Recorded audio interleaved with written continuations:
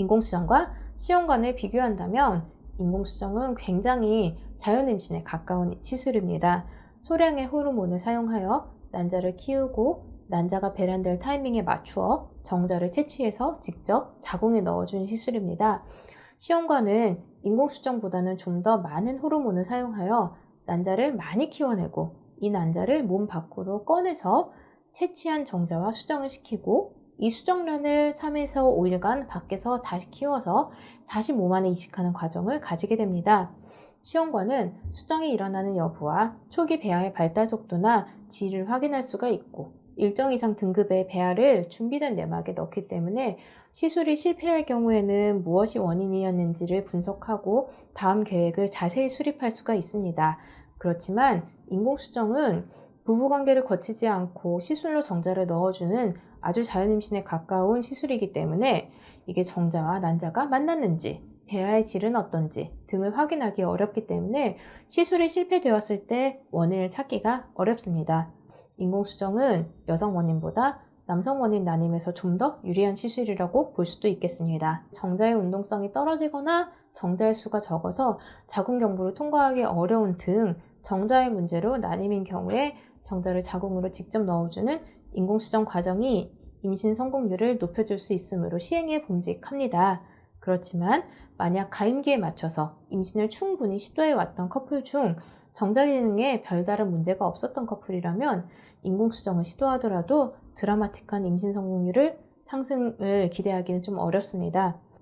시험관은 광범위한 난임에 적용이 가능합니다.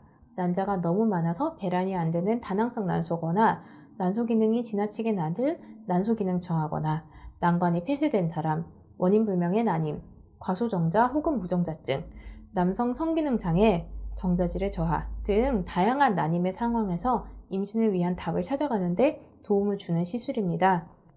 이런 인공수정과 시험관 하기는 한 번 시도만에 임신을 성공시키는 마법의 지팡이는 아닙니다. 시험관 하기를 진행하시는 군은 일반적으로 자연임신이 성공되지 않은 난임의 군에서 더 많이 시도하기 때문에 시험관 하기 기술이 많이 진보했다 하더라도 같은 나이대의 자연임신 성공률보다는 확률이 낮을 수밖에 없습니다. 많은 비용과 체혈, 주사 등의 복잡한 과정을 거쳐 힘들게 시도하는 시술인 만큼 성공을 위해서는 밑준비가 필요합니다. 인공수정과 시험관 하기에서의 성공률을 높이기 위해서 필요한 준비 첫 번째는 정자와 난자의 질을 준비하는 것입니다. 난자와 정자의 분화에 3개월 정도의 시간이 필요하기 때문에 3개월간 생식세포의 질을 높일 수 있는 몸 관리가 필요한 겁니다. 두 번째는 규칙적인 생활입니다. 난임을 겪는 부부의 90%는 수면장애를 가지고 있습니다. 규칙적인 수면과 규칙적인 식생활로 생식세포의 재생을 도와드려야 합니다. 세 번째는 항산화 물질과 엽산의 복용입니다. 손상되기 쉬운 반쪽짜리 세포인 정자와 난자의 손상을 막고 세포의 질을 향상시킬 수 있습니다. 이때 중요한 것은 보조생식술을 시작했다고 해서 자연임신을 포기하는 것은 아닙니다.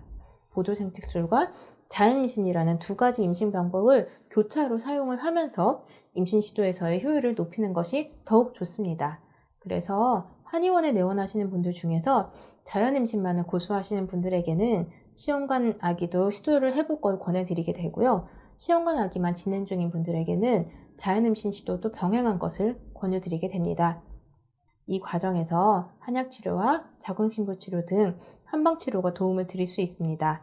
한방치료와 별다른 몸의 준비 없이 시험관에서 수차례 실패한 부부가 한방치료 이후 짧은 시간 내에 임신이 성공이 되는 예는 이제 드물지 않게 볼 수 있는 모습입니다. 질문자분의 적절한 준비로 임신에 빠르게 성공하실 수 있기를 기원합니다.